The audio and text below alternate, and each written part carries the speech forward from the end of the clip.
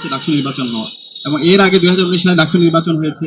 ডাকসু নির্বাচনে বিপি নুরুল হক নুরভাই নির্বাচিত হয়েছিলেন।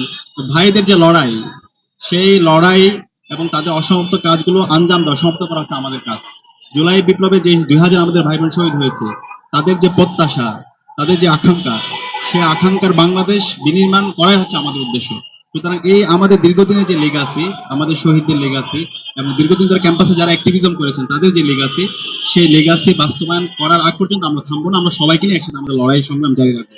এবং জুলাই বিপ্লবের পরে যে ডাকসু নির্বাচন হয়েছে, এখানে আমরা যারা নির্বাচন করেছি সবাই আমরা জুলাই সহযোদ্ধা। এখানে কেউ হারে অথবা জিতে না, আমরা সবাই জিতে গিয়েছি।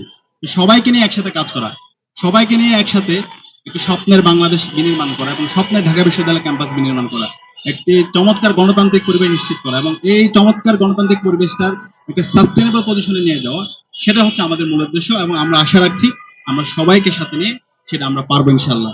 আজকের আয়োজন করার জন্য ঢাকা বিশ্ববিদ্যালয় কেন্দ্রীয় ছাত্র সংসদ ডাকসুর পক্ষ থেকে আবারও ছাত্র অধিকার পরিষদ ঢাকা বিশ্ববিদ্যালয় শাখার সর্বপর্যায়ের নেতৃবৃন্দকে ধন্যবাদ জানাচ্ছি এবং সাংবাদিক বন্ধুদের ধন্যবাদ জানিয়ে আমি আমার কথা শেষ করতেছি।